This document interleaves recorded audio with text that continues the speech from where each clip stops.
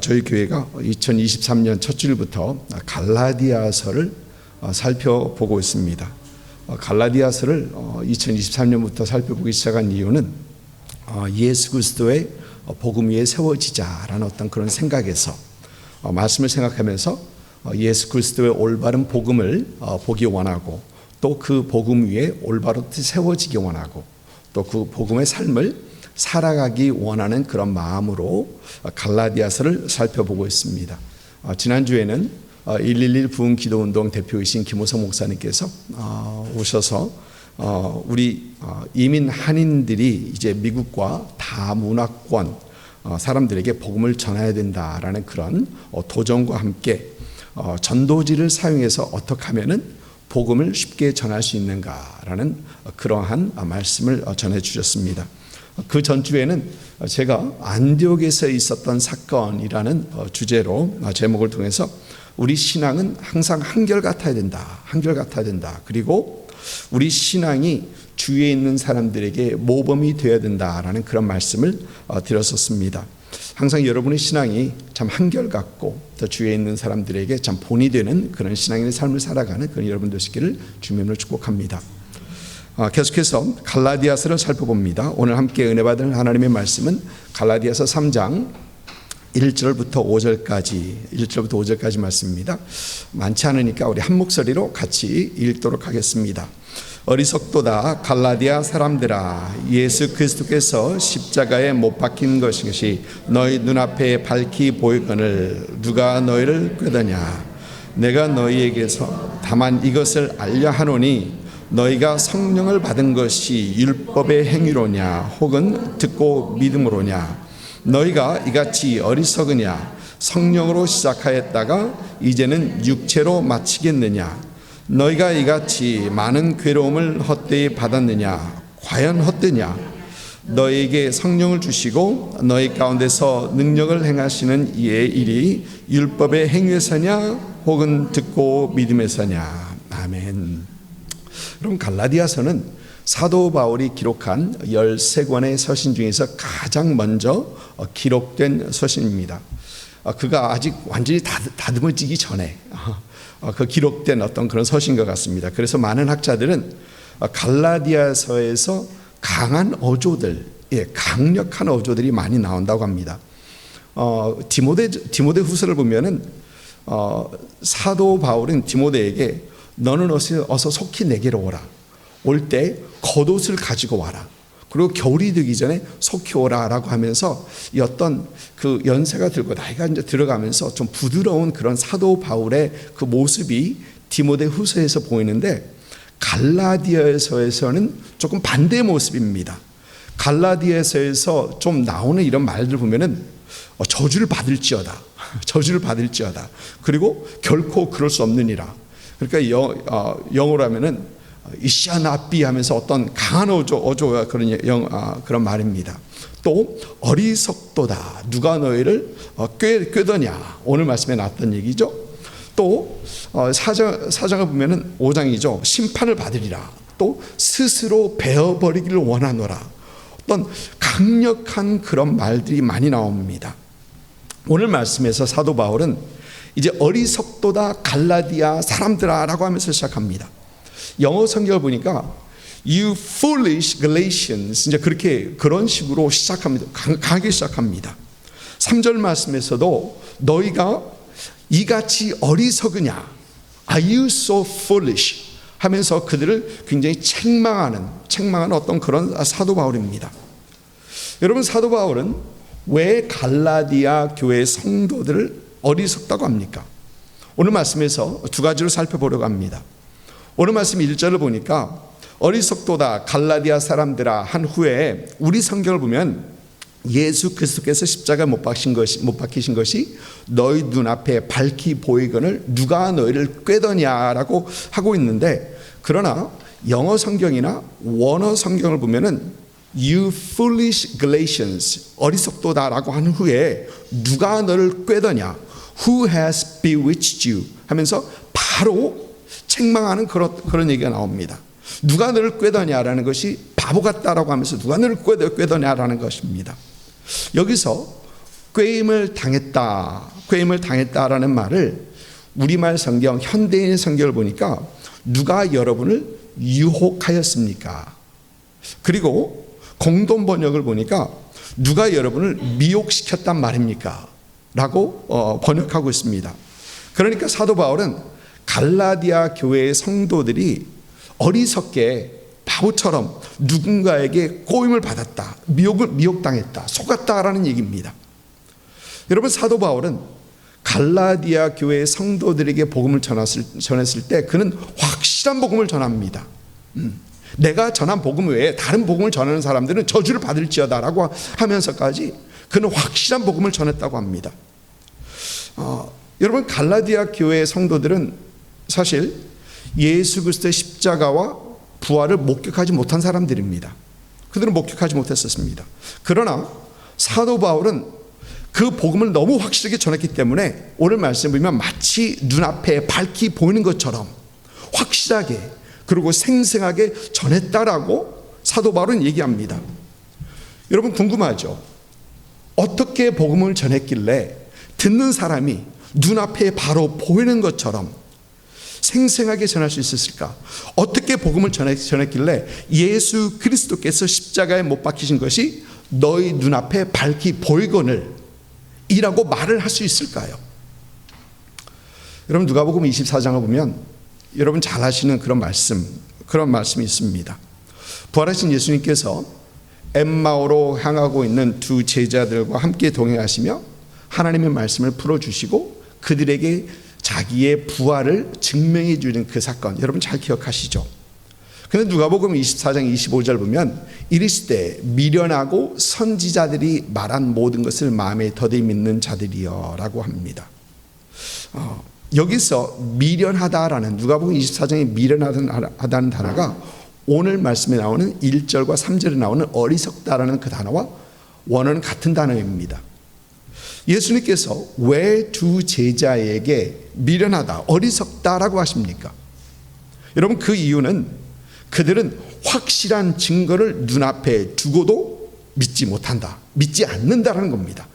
증거가 없으면 모르겠는데 확실한 증거가 그들 눈앞에 분명히 있다라는 것입니다. 여러분, 엠마오로 향하던 두 제자들이 그들 눈앞에 있었던 증거는 첫째, 성경에서 메시아가 살아나리라 했던 그 말씀입니다. 성경 말씀이 그들에게 증거가 된다라는 것입니다. 두 번째는 부활의 증인들입니다. 그것도 한 사람도 아니고 여러 사람의 증인들입니다. 그런데 문제는 이 두 제자는 성경 말씀을 깨닫지 못했었어요. 메시아가 죽고 십자가에서 죽고 다시 살아날 것이다라는 이 성경 말씀의 예언들을 그들은 깨닫지 못했었습니다. 그리고 그 말씀을 깨닫지 못하니까 예수께서 살아나셨다라고 했던 그 증인들의 말을 그들은 믿지 못했던 것입니다. 여러분, 생각해보면 당연합니다. 그래서 예수님께서는 미련하고 선지자의 말한 모든 것을 더디 믿는 자들이여 라고 하시면서 하나님의 말씀, 예언의 말씀을 풀어주시고 그들에게 깨닫게 하셨던 것입니다. 그리고 메시아에 대한 성경 말씀, 그 예언의 말씀을 이제 깨달은 그들은 여인의 말을, 여인의 증언들을 그들은 믿을 수 있었던 것입니다. 여러분, 그런데 참 재미있는 것은 갈라디아 교회 성도들에게 제시된 예수 그리스도의 십자가와 예수 그리스도의 부활의 사건도, 부활의 증거도 마찬가지가 같습니다. 사도 바울은 선교 여행 중에 하나님의 말씀을 전합니다. 그런데 여러분, 사도 바울이 증거했던 하나님의 말씀은 구약 성경에서 나오는 말씀입니다. 그러니까 사도 바울은 어딜 가든지 구약 성경을 풀어서 예수 그리스도의 십자가와 예수 그리스도의 부활을 말했던 겁니다. 엠마오로 가는 제자들이 예수님에게 들었던 그 증거를 사도 바울은 얘기했던 것입니다. 또 뿐만 아니라 사도 바울은 예수 그리스도의 부활의 증인으로서 자신을 내세웁니다. 내가 두 눈으로 봤다. 내가 두 눈으로 봤다라고 합니다. 사도행전 9장에서 사도 바울은 분명히 부활하신 예수를 만납니다. 또 더 재밌는 것은 실제로 사도 바울뿐만이 아니라 사도 바울과 함께 1차 전도 여행에 함께했던 바나바와 마가, 이들도 예수 그리스도의 부활의 증인이었던 것입니다. 그러니까 그들은 구약 성경을 풀어서 설명해 주면서 또 자신들이 우리 눈으로 봤다라는 것입니다. 예수 그리스도의 십자가와 예수 그리스도의 부활을 봤다라고 증언했던 것입니다. 그러니까 갈라디아 교회에게 선포되었던 전파된 예수 그리스도의 복음은 마치 눈앞에 밝히 보이는 것처럼 확실하게 생생하게 복음이 전파되었던 것입니다. 그런데 그럼에도 불구하고 그들은 미혹을 받고 속았더라라는 것입니다. 언젠가 어느 젊은이에게 제가 점심을 사주면서, 젊은이들하고 복음을 전할 때는 점심을 사주면서 합니다. 점심을 사주면서 복음을 전하고 있었습니다. 예수님에 대해서 얘기하면서 나도 모태신앙으로 태어났다. 그러면서 고등학교 3학년 때 예수 그리스도를 만났다. 우리 주님 만났다. 쭉 얘기하면서 예수님의 부활을 얘기하면서 고린도전서 15장에 보니까 사도 바울이 그 후에 500여 형제들에게 일시에 보이셨다라는 말을 하면서 예수 그리스도의 부활의 증인은 한두 사람이 아니라 500명이 넘는 사람이다 라는 그런 얘기를 해줬습니다. 여러분, 그러면 500명이 넘게 그걸 봤다라고 하면 깜짝 놀라야 되는데, 그 형제 하는 얘기가 그렇습니다. 믿을 수 없는 것이 사람의 증언입니다. 못 믿겠다는 거예요. 사람의 말 못 믿겠다는 겁니다. 목숨을 던지기까지 하면서 자신들이 본 것을 증언하는 그 증인들의 말을 믿지 않겠다는 어떤 굉장히 강팍한 어떤 그런 마음이었었습니다. 여러분, 물론 그러길 바라진 않지만 그 청년은 아마 예수 그리스도의 십자가와 예수 그리스도의 부활을 눈으로 목격해도 그 어떤 다른 이유를 대면서 믿지 않았을 것 같아요. 그러지 원치 않지만 참 그 정도로 참 강팍하다. 지금 생각하면 어리석다라는 생각을 좀 했었습니다. 사랑하는 성도 여러분, 혹 예수 믿는다고 고백하는 우리에게도 이런 모습이 있진 않은가요? 요즘 새벽 시간에 사무엘상을 묵상하면서 사울이 이스라엘의 초대 왕으로 되어가는 세워지는 어떤 그 부분을 지금 요즘 새벽 예배에 살펴보고 있습니다. 하나님께서는 사무엘을 통해서 그에게 기름 부으시고 또 제비 뽑기를 통해서 사울을 선택하십니다. 하나님께서 택하신 사람이다라는 것을 확증해 주십니다. 그리고 사무엘은 선포합니다. 하나님께서 택한 자로 분명히 선포합니다. 그런데 그 중에는 사울이 선택되었다는 것을 믿지 못하는 사람들이 있었죠. 성경은 그들을 불량배들이라고 말을 하고 있습니다. 사울 왕의 그 왕됨을 자질을 증명하라는 것이에요. 왕으로 특히 제비뽑기를 되었으면 제비뽑기를 했으면 뽑힌 그 사람이 왕의 자질이 있는지 없는지 증명하라. 여러분 어떻게 생각하면 당연한 것 같이 보이는데 그 뒤에 있는 그 내면에 있는 문제는 하나님을 신뢰하지 못하는 겁니다. 하나님을 신뢰하지 못하는 겁니다. 하나님께서 그들과 함께 하시고 하나님께서 이스라엘의 초대 왕을 세우는 그 과정 속에서 하나님께서 개입하시고 또 인도하신다라는 것을 믿지 못하는 그 불신앙으로 인하여 그들이 믿지 못하고 따르지 못했던 것입니다. 사랑하는 성도 여러분, 다시 한번 질문합니다. 혹 우리 안에도 그러한 어리석음이 있지 않습니까? 눈으로 봐야지 믿는 것, 눈으로 봐야지 믿는 것, 또 나의 의혹이 채워져야, 해소되어야 믿는 것, 아니면은 계산해 봐서 타산이 맞아야지 믿는 것, 이런 어리석음이 우리 안에 있는가라는 것입니다. 여러분, 우리 신앙은 보이지 않는 하나님을 믿는 것입니다. 눈으로 믿는 것, 눈으로 보이는 것을 믿는 거 아니에요. 여러분, 우리의 신앙의 증거는 내가 가지고 있는 궁금증이나 의혹이 해소가 되는 것이 아닙니다. 그게 우리 신앙의 믿음의 증거가 아닙니다. 우리 믿음의 증거는 하나님의 말씀입니다. 궁금증이 다 풀려져서 우리가 믿는 건 아닙니다. 그렇죠? 네.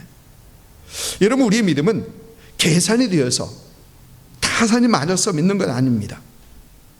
계산이 나오지 않아도, 타산이 맞지 않아도 우리는 하나님의 말씀에 근거해서 믿는 것이 우리 신앙이고 우리 믿음이라는 것입니다. 우리에게 주어진 하나님의 말씀, 우리에게 주어진, 우리에게 선포된 예수 그리스도의 복음을 믿지 못하는 어리석은 그리스도인이 아닌 하나님의 말씀에 근거한 신앙, 올바른 복음에 세워져 가는 그런 신앙인들이 될 수 있기를 주님의 이름으로 축복합니다. 오늘 말씀 3절을 보니까 사도 바울은 너희가 이같이 어리석으냐라고 하면서 다시 한번 책망합니다. 성령으로 시작하였다가 이제는 육체로 마치겠느냐라고 합니다. 여러분, 오늘 말씀 보니까 오늘 말씀 2절부터 5절까지 성령이라는 단어가 무려 3번이나 나옵니다. 2절을 보니까 너희가 성령을 받은 것이, 3절에서는 성령으로 시작하였다가 5절에서는 너에게 성령을 주시고. 여러분, 이 말씀에서 우리는 갈라디아 교회의 성도들이 어떤 신앙생활을 했는가를 잠깐 엿볼 수 있습니다. 여러분, 그들은 예수 믿을 때 성령을 받았었습니다. 그들은 예수 믿을 때 성령 받았었습니다. 또 말씀을 보면 그들은 성령의 능력을 체험했었습니다. 또 그들은 성령의 능력으로 많은 어려움들을 이길 수 있었고 핍박을 이길 수 있었고 신앙을 지킬 수 있었습니다. 여러분, 갈라디아 교회의 성도들이 당했던 그 어려움들, 핍박들을 크게 세 가지로 나눕니다. 첫째는 황제 숭배를 강요하던 로마 정부로부터 받는 이 정치적인 핍박입니다. 또 두 번째는 믿지 않는 유대인이나 믿지 않는 이방인들로부터는 경제적인 핍박입니다. 그들은 사업을 같이 하잖아요. 믿는 사람과 거래하지 않았었습니다. 또 셋째는 소위 그리스도인이다라고 하는 유다주의자들로부터 오는 이 신앙적 핍박입니다. 유대인의 할례와 유대인의 율법과 규례들을 다 지켜라 라고 강요당했던 것입니다. 사도 바울이 갈라디아 교회에게 편지하게 된 이유는 성도들이 이런 성령으로 시작해서 핍박을 이기고 잘 신앙생활을 하다가 이제 이 핍박에 지쳐가고 있고 핍박을 이기지 못하고 특히 유다주의자들의 그 유혹과 핍박을 이기지 못하고 유대인의 할례를 받으려 하는 사람들이 있었기 때문입니다. 그래서 편지했던 거예요. 사도 바울은 이런 그들의 모습을 보면서 너희가 성령으로 시작했다가 이제 육체로 마치려 하느냐, 성령으로 시작했다가 육체로 마치려 하느냐라고 지적하면서 그런 그들을 어리석다라고 하는 겁니다. 처음에는 성령의 능력으로, 성령의 역사를 체험하면서 성령의 도우심으로 그 어떤 어려움도 잘 이기며 신앙생활 잘하고 있었는데 차차 시간이 가며 그들은 식어졌고 그들은 지쳤고 그들은 복음의 핵심까지 타협하려는 그 시점까지 갔더라라는 것입니다. 여러분, 다시 한번 질문합니다. 혹 이런 신앙의 모습이 우리에게도 있진 않는가? 처음에는 잘 시작했는데 점점 그러지 못하는 우리의 모습. 조금 전에 말씀드린 것처럼 저는 믿는 가정의 모태신앙입니다. 모태신앙은 여러분 모태신앙이라고도 하죠. 예, 근데 모태신앙입니다. 그리고 정작 예수님을 만난 지가 고등학교 3학년 때, 고등학교 3학년입니다. 미국에 있었습니다. 한국이 아니었고, 그때 예수님 영접하고 얼마나 뜨거웠는지, 성령 체험하고 얼마나 뜨거웠는지, 열정적이었는지, 학교에서 친구들과 야, 성경 공부하자. 네. 학교에서 웃고 다니면 왜 자꾸 웃고 다녀? 왜? 그때는 좀 비어로 뭐 실실 쪼개 그런 얘기도 했었죠. 근데 왜 그렇게 다녀? 그러면 예수님이 내 안에 계셔서 당당하게 그렇게 얘기도 하고, 또 수요일이 되면은 저희 할머니하고 그때 살아계셨었는데 저희 할머니하고 같이 버스를 1시간 반 탑니다. 그리고 한번 갈아타서 교회 가서 수요예배 드리러 1시간 반이나 그러고 갑니다.